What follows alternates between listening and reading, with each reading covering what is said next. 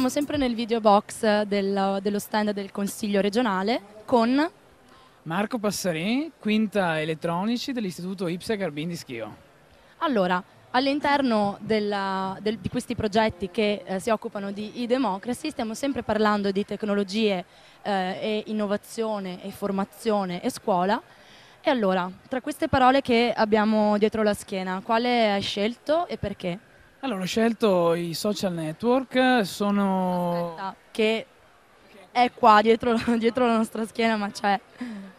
È sicuramente un tema caldo di questi giorni, su questo periodo, perché comunque sono chiamiamolo un posto dove soprattutto i ragazzi si trovano per comunicare, per incontrare nuovi amici, è anche un modo per chiacchierare, per ritrovare amici dell'infanzia. E insomma, sicuramente... È una cosa bella, una cosa piacevole e magari occupa troppo tempo durante la giornata che magari andrebbe utilizzato in un'altra maniera, però insomma è sicuramente un qualcosa di interessante dove si possono scoprire nuovi anche campi dell'informatica perché insomma dopo tutto gira col computer. Senti, ma in questo senso, quindi parlando di social network, nella tua esperienza personale, sono un vantaggio, un aumento della libertà di comunicazione secondo te, oppure dopo un po' ci rendono schiavi di essa e ci portano via del tempo per quella che poi è la comunicazione reale? Che cosa ne pensi? Beh, ma a un certo punto comincia a essere anche una cosa, sì, ti schiavizza in un certo punto, perché in un certo momento, perché comincia a essere un qualcosa che va fatto ogni giorno, perché c'è l'amico collegato, perché c'è l'altra persona a cui magari si vuole chiedere un qualcosa e dopo soprattutto un ragazzo magari passa troppo tempo davanti al computer, davanti a questi social network e diventa un'ossessione. Quindi sì, Qui secondo te una regolamentazione che riguardi anche la sicurezza dei siti, cosa pensi? appunto la sicurezza, se parliamo in termini di privacy e di furto di identità, anche perché comunque l'internet e quindi tutto il discorso che riguarda appunto la sicurezza informatica, quindi virus, malware, e c'è sempre gente dietro che cerca di rubare informazioni, rubare appunto identità. Perché? Perché quando hai in mano un'identità di un'altra persona puoi farci quello che vuoi, come appunto a scopi sicuramente illeciti, come delle frodi nelle banche, quindi con dei nomi appunto di altre persone hai la possibilità di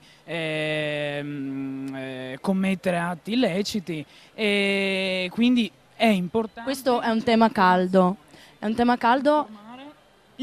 Quindi secondo te, proprio anche alla luce di questo problema di cui ci hai parlato, la sicurezza, l'educazione informatica e l'informazione, che strada dovrebbe prendere, soprattutto a scuola, secondo te, per far capire agli studenti che sono i primi ad utilizzare internet come farlo in maniera corretta, senza abusarne, soprattutto appunto rispettando le regole del suo uso?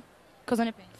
A scuola non c'è assolutamente un'informazione riguardo appunto alla sicurezza informatica, sembra che sia un qualcosa che può essere evitato di parlare, evitato anche appunto di discutere in classe, perché sembra che non sia un qualcosa di importante, un qualcosa di in più che appunto può essere lasciato stare. Invece sono all'ordine del giorno i casi di ritorno appunto perché è il problema caldo in questo periodo, dei furti di identità di gente che si trova a non avere più un'identità in internet perché si trova ad arrivare magari a essere informata su degli atti illeciti che non ha commesso e quindi è importante a scuola, e questa ad oggi non viene assolutamente fatta, è importante un'informazione, assolutamente. Soprattutto magari senza arrivare ai furti di identità che insomma sono comunque problemi e reati che forse riguardano diciamo un'età superiore a quella liceale, però per quanto riguarda il social network, che è ciò che vi riguarda da vicino, ad esempio, la possibilità di essere visibili sempre, di pubblicare documenti, foto e magari non rendersi conto che questi file multimediali in condivisione sono accessibili magari a molte più persone di quelle che si può immaginare al momento della pubblicazione. In questo senso, secondo te, bisognerebbe informare di più anche a scuola? Quindi, dato che i social network li utilizzate voi studenti? Assolutamente, a me fa anche paura sapere che magari carico tante foto, informazioni personali, dove vivo, dove abito, il cellulare, l'email, e sapere che c'è gente in internet, gente sicuramente chiamiamola a posto, ma gente anche che magari ha problemi e che fa di tutto per ledere la tua immagine in realtà, poi.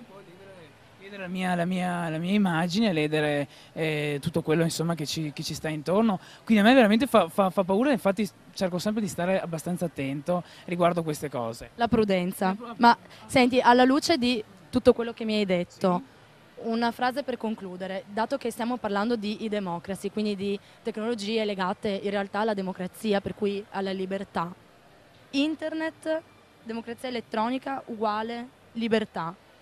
In questo senso c'è una connessione, c'è una possibilità comunque, malgrado questi problemi, che le tecnologie siano utili allo sviluppo di una cittadinanza attiva e di una democrazia insomma, più attiva, più partecipativa.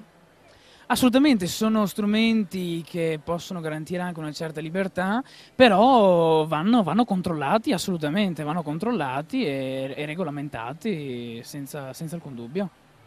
Veramente sei stato molto utile ai fini delle nostre interviste, ti ringrazio e buon lavoro, buon divertimento.